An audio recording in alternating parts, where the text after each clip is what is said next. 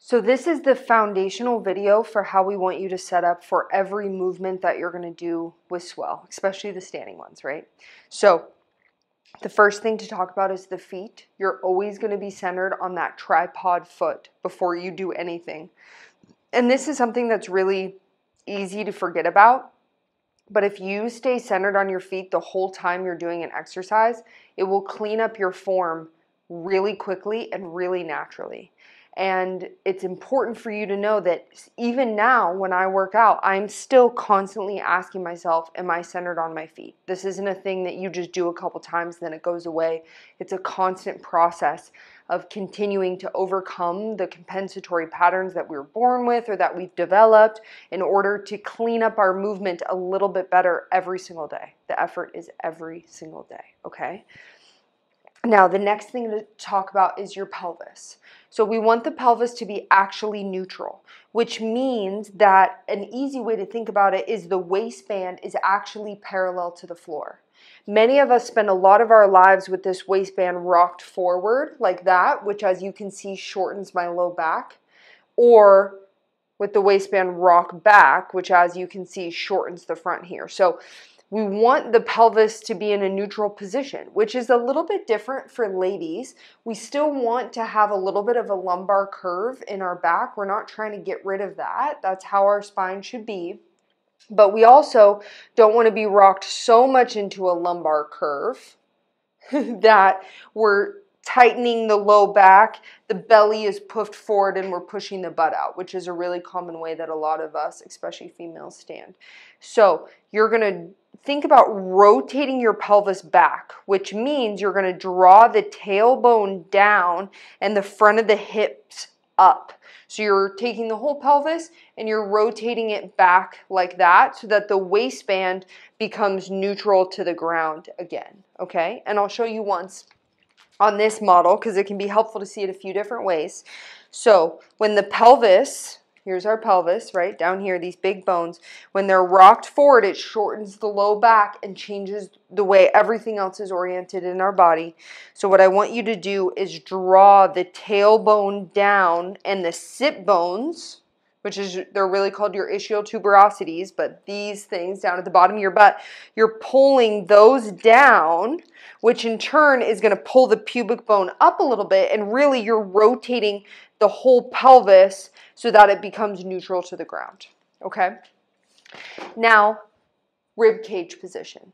This is extremely important as many of us live in an inhaled position with our ribs all the time. And what I mean by this is that the ribs never actually seat all the way down to where they're flush with the belly, which only happens when we exhale all of the stale CO2 out of our lungs, or we exhale all of the extra breath out of there.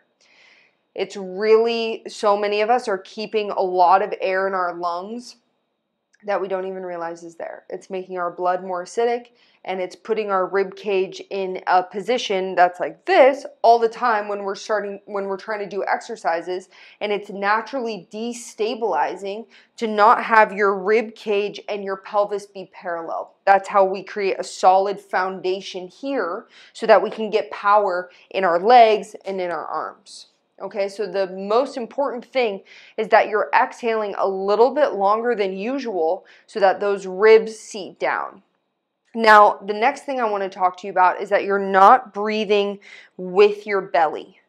And what I mean by that is you're using the muscles in between your ribs to actually exhale all the way. So I don't want you to feel your core getting tightened as you exhale. I want you to use the muscles that are the meat that we eat when we eat ribs, right? There's all these muscles in between the ribs. You're going to use those to exhale and suck it back in so that your belly can stay relaxed. It's important for your belly to stay relaxed because if I exhale with my belly like this, where you can see it tightening, I'm not going to be able to use my diaphragm on my next breath because this being locked down is actually counteracting the ability of the diaphragm to work. So let me just walk you through this. That was a lot of words, and we'll get a little more focused here on what this actually looks like in your body. So instead of inhaling from this place where the ribs are already in an inhaled position. Do you see how they're sticking out? You can see how my shirt is kind of sticking out. A lot of us will just breathe on top of this position, okay? I want you to exhale, get all your breath out, and use these muscles to seat the ribs down like this. You can see my belly is still relaxed.